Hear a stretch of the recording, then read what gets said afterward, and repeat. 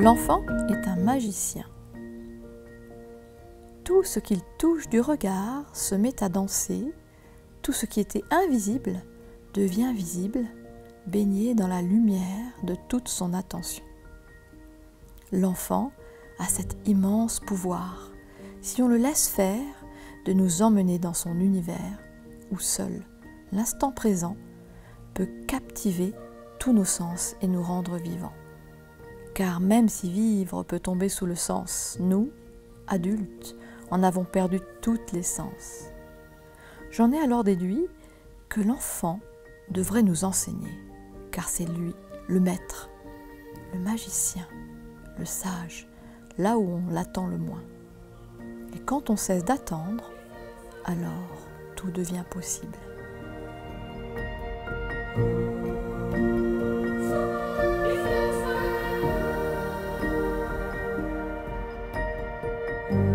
En prenant le temps d'observer mon petit dernier, j'ai vite compris que je n'aurais aucun contrôle sur la façon et le rythme dont il allait choisir d'évoluer. Ce constat m'a plongé en quête d'outils pour un accompagnement qui respecterait son potentiel d'être et sa différence. Mais une question subsistait. Quelle merveilleuse école pouvait proposer également ce trésor? Rapidement, je découvris l'œuvre de Maria Montessori qui me toucha en plein cœur, comme une évidence, car sa pédagogie regroupait tout ce qui faisait sens à l'égard de ce que je découvrais et expérimentais moi-même avec mon fils. Ces mots ont éclairé mon chemin et le but que je voulais lui donner.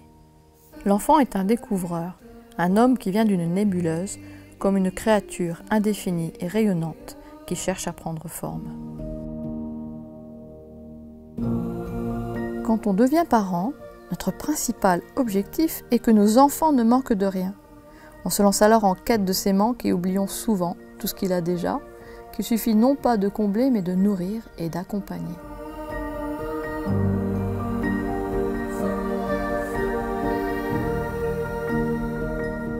Les enfants, une fois qu'ils sont dans un environnement sécure, en fait tout est facile. On ne gère pas des groupes en fait, on a le temps avec les enfants, on a des groupes suffisamment de cadres qui permettent aux enfants de s'immerger dans les activités et qui puissent avoir la liberté d'aller et venir à l'extérieur pour ressentir les saisons, la nature et pouvoir s'y connecter aussi souvent qu'ils en ont besoin.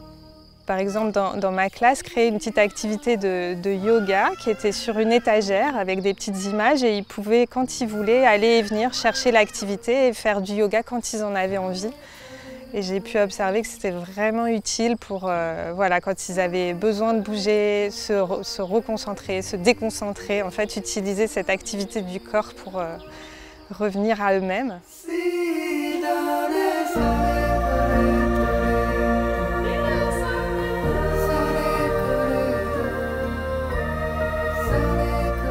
Mon expérience de l'école Montessori, et Laura, elle a fait quasiment toute son école primaire en Montessori. Ce qui s'est éveillé en elle grâce à l'école Montessori, ça a été l'autonomie vraiment dans ses apprentissages, l'amour de l'apprentissage.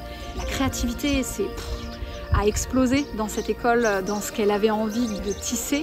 L'entraide, le travail en commun, être libre de ses mouvements, l'apprentissage par les sens, pouvoir toucher, pouvoir bouger, pouvoir évoluer vraiment dans cette écoute de soi et avec l'autre en même temps.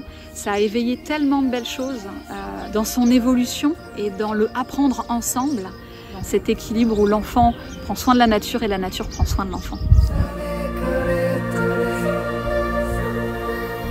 Artiste depuis toujours, je suis sensible et fascinée par la beauté et la puissance de la nature. Elle m'inspire, m'apaise, me guérit, me protège, m'émerveille. Son art œuvre partout, aiguisant nos sens pour nous aider à ouvrir notre conscience. Elle fait partie de nous et nous faisons partie d'elle. Ce projet d'école m'a toujours amené à me poser les bonnes questions. Non pas sur « que nous manque-t-il ?», mais finalement sur « qu'est-ce que nous avons déjà ?» Je crois que nos enfants attendent depuis toujours une école qui respecterait non seulement leur véritable nature, mais également qui éveillerait leur conscience à ce qu'ils sont déjà. Je crois que la nature attend depuis toujours d'être respectée, mais également de nous enseigner, comme elle le faisait déjà avec les peuples premiers. C'est une école en même temps où il y a des travaux pratiques concernant justement l'être humain et tous les règnes de la nature, et évidemment où on apprend, mais on n'est pas à apprendre que dans une posture de passivité.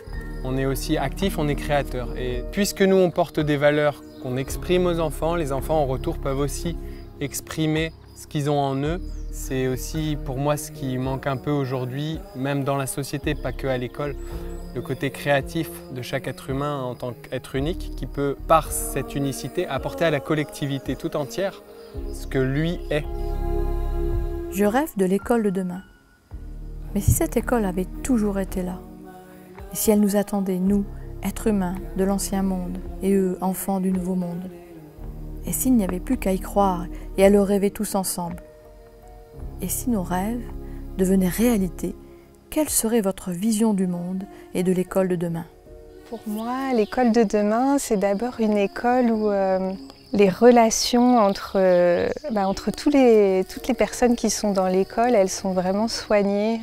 Et du coup, par rapport au système actuel, c'est une autre relation entre les adultes et les enfants. L'école de mes rêves, ce serait une école où l'enfant est pleinement en connexion avec cet amour de soi, cet amour de l'autre, ce respect de l'autre, cette communication bienveillante, et où ce soit transmis, où ce soit vraiment naturel. C'est l'enfant qui va vers les connaissances qu'il a envie, et on a juste à l'accompagner, et l'enfant après il évolue, il s'éveille par lui-même, quoi. L'école de mes rêves, ça serait un lieu où on puisse vraiment partager avec les enfants, on va dire, ce qui nous habite profondément. Et ce serait aussi une école où vraiment on peut faire le lien évidemment d'humain à humain et aussi d'humain aux autres règnes de la nature, avec les animaux, avec les plantes. C'est ça, c'est vraiment amener les enfants vers eux-mêmes, mais c'est aussi finalement eux qui nous apprennent. Nous, on est aussi leurs élèves, hein. Je pense que ça, dans l'école de mes rêves, évidemment, ça va dans les deux sens. Petits et grands scarabées sont invités à contribuer à cette école de la vie où désir d'apprendre rejoint le plaisir d'être ensemble.